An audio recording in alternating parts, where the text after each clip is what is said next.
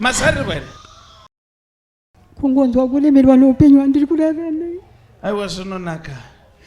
Masha vari kushaya cheya vapei cheya vanyatsogara vadzorore. Aikona kugara neguchu rakadaita zviramba nekuti unenge waamutano. Izvi ndizvo zvataura Jehovha paupenyu hwako. Toda kumboita musindo kuita unonzi musikanzwa. Vangani vakagadzirira kuita misindo kuti Satana anzwe bhata. Makadii mama? Tiripo mwanangu makadii. Munonzani? Mani? Maimsindo. Maimsindo. Let's get to the msindo. Arore maoko mama. Regai ngotaura nemi mama. Mazarirwa here kwete mwanangu kungonzwa kulemerwa noupenyu wandiri kurarama. aiwa zvinonaka mama. Upenyu hwevana vangu munhu waMwari mai. Upenyu hwevana vangu. Ndondowana amundiudze kana ndiri pano. Ndarwadziwa. Anonzi Shila ndiani? Oh my Lord. Ari kupi Shila? Ndinaye munhu waMwari ndo. Shila ngauye kana aripo.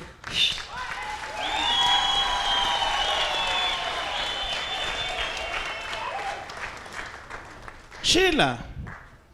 Prophet. Ndiwo uya na mama? Wongu. Masha vari kushaya cheya vapei cheya vanyatsogara vadzorore. Vana vangu ndaremerwa munhu. Aiwa zvakanaka zvinonaka pano. Shila, unoda kushanda here naye mwanangu? Wongu. Zvanzi naJehovha timuvhurire basa mwana. Zvakambovhurika but zvakavhara. Asi Jehovha ngavakuitirei zvakanaka. Now mama, regai tiende nereka. Imimi makabereka vana vangani? Ndine vana 8 umwe chete ndiye akashaika. Musikana ndiye akashaika? Wongu munhu waMwari. Okay, regai ndigadzirise nyaya dzenyu dzinake. Ndoda kutanga panyaya yemusikana wandiri kuona anonzi Charity ndiani? Charity ariko kumba ndamuti handei vangoti mama imboendai. Aiwa zvakanaka zveshuwa regai tikupei shoko raCharity. Ndaoneswa ini Charity nyaya dziri kunetsa ndedzemarriage. Ichokwadi. Nokuti akatizira kana akaroorwa achiri mwana mudiki. Aine makore aisvika kana 17. Ichokwadi. Ndokubva aenda kunogara nemurume. Aenda kunogara nemurume mubereko yakaramba. Ndokugara kwemakore. Now ndiri kuoneswa ini murume wake akazotora maid. But maid waishandira mai vake. Saka mwana wenyu watorambwa nenyaya yekushaya mbereko. Can I do some serious stuff here? Now nyaya iri pana Charity ndeyekuti Charity uyu wane makore mangana abva kumurume? Akutange matatu.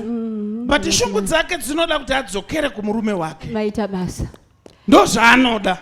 Monomuudza kuti hanzi nemuprofita dai waya pano ndakudzorerako. Ndodiko munhu waMwari nekuti ikoko kwake ikoko ndiko kwake. Nyangwe ndikamutirorwa nemumwe unzi mama. Ndoda kudzoka kuna webista. Ndoda kudzokera ikoko. Kuna webi. Regai zvigadzirise. Webi uyu ane rudo. Ane mazirudo. Amungazvinzwise mama matikureka. Amen. Chinzwai nyaya na chinzwai nyaya iri panapa ndiri kuoneswa ine paine zvimwe zvinhu zviri kundiitira zvakanaka. Mwana uyu wakabva nenyaya yekuti ainzi abate pamuviri. Uyu ndokubva atora mumwe mudzimai achiti uyu abate pamuviri. Saka ndoda kukupuruvhirai kuti imba ndeyake. Wacho waakatora ane mwana here? Ana.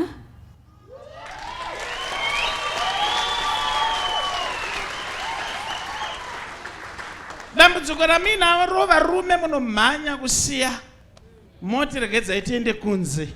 Izvo zvichida imutori nedambudziko vakuru chai. Izvo zvindikati vasina vana unoona vana mai vachimhanya vana baba vachizviita mabhuru.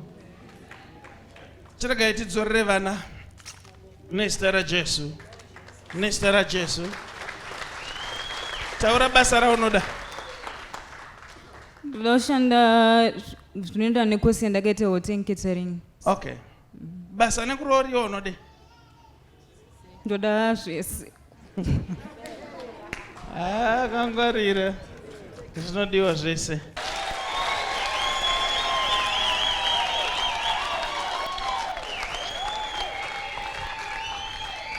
ndiri kuda vanhurume 5 vari kutsvaga mabasa vauya apa 5.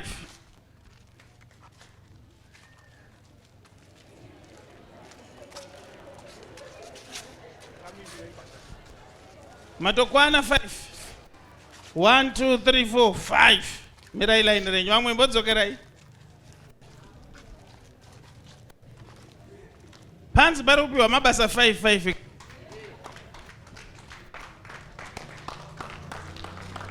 Ndiri kuda madzimai 5.